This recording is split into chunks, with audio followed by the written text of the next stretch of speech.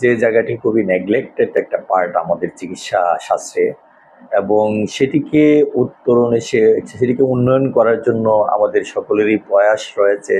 আমরা চেষ্টা চালিয়ে যাচ্ছি এবং সামনের দিকে এটাকে আরেকটু বেটার সার্ভিস প্রোভাইড করার জন্য বর্তমানে বিশেষ করে প্রতিবন্ধীদের জন্য রিজেনারেটিভ একটি চিকিৎসা আসছে, যেগুলোর মাধ্যমে প্রতিবন্ধী, বিশেষ করে মানসিক প্রতিবন্ধী বা জন্মগতভাবে ওই যে সেরিব্রাল পলসি, এই ধরনের পেশেন্টদেরকে তাদের ব্রেইন রিজেনারেট করে, হ্যাঁ, তাদের সেই প্রতিবন্ধকতাকে অনেকটাই কমিয়ে নিয়ে আসা যায় এবং সুস্থতার দিকে ফিরিয়ে নিয়ে আসা যায়।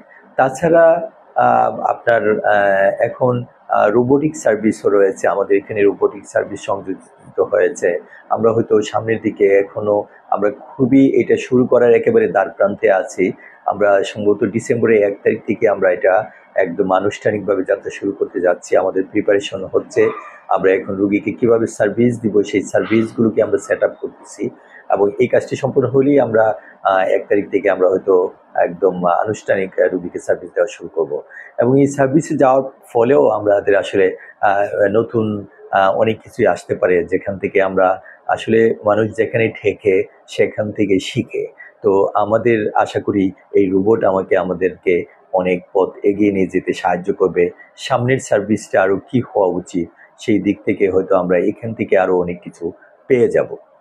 না, যে রোবটের কথা আমরা বললাম বা রিজেনারেটিভ সার্ভিসের কথা বললাম, এগুলো এখনও তো আপনি জানেন যে বাংলাদেশের রোবট যে ডিভাইস সেটি ইউজ করার জন্য কোনো অনুমোদন নেই।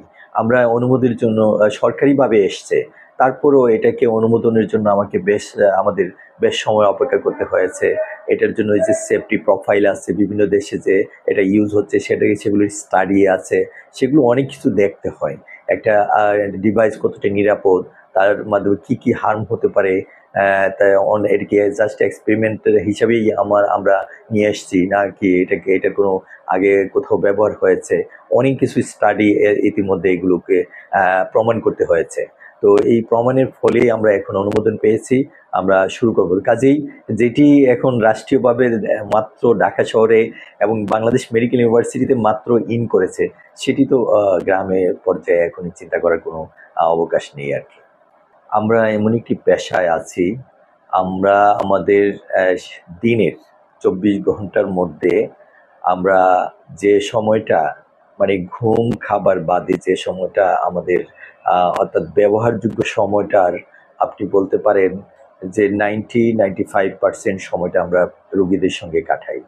তারপরে আমরা যে সার্ভিসটা দিই, একজন রোগীর ব্যথা কষ্ট আমাদেরকে যেভাবে আহত করে, একজন মানুষ যখন সুস্থ হয়ে, আমার একটি রোগী সুস্থ হয়ে ফিরে এসে যখন বলে, স্যার আলহামদুলিল্লাহ আমি ভালো আছি, তো এর চেয়ে আনন্দের আমাদের কাছে আর কিছু নেই পৃথিবীতে। আমাদের সন্তান সন্ততি থেকে তাদের প্রতি যে মায়া মমতা থাকে বা তাদের প্রতি যে ভালোবাসা থাকে, সেটার চেয়েও আমাদের আসলে এই রোগীর এই অনুভূতিটাকে অনেক বেশি আমাদের মনে দাগ কাটে। সে যদি কষ্ট নিয়ে এসে আবার বলে, স্যার কী ওষুধ দিলেন, আমি তো ভালো হলাম না, আসলে আমাদের হৃদয়ে তখন সত্যি রক্তক্ষরণ হয়। কেউ সেটা বুঝতে পারে না, আমাদের মনে অনেক কষ্ট কাজ করে তখন, যে তার জন্য কি করতে পারি। তো কাজেই রোগী এবং ডক্টর তাদের মধ্যে যে একটা ভালোবাসার সম্পর্ক বা আত্মার সম্পর্ক, সেটা এটি আসলে হয়তো কোনো রোগী বুঝতে পারে। সে অনেক সময় অনেক রোগী তার ডক্টরকে এত বেশি ভালোবাসেন যে তারা বলে যান যে আল্লাহ তাআলার পরে স্যার আপনাকে ছাড়া আমি আর কাউকে এতটা বড় মনে করি না। তো কাজেই অনেক সময় তাদের এই ভাষা থেকে আমরা বুঝতে পারি যে তাদের ভালোবাসাটা কতটুকু। তো আমাদেরও মনের অজান্তেই আমরা হয়তো সব কিছু রোগীকে ওভাবে বলি না, কিন্তু আমরাও টের পাই। আমাদের ফ্যামিলি মেম্বারদের সঙ্গে আমি অনেক সময় শেয়ার করি এই রোগীটা নিয়ে।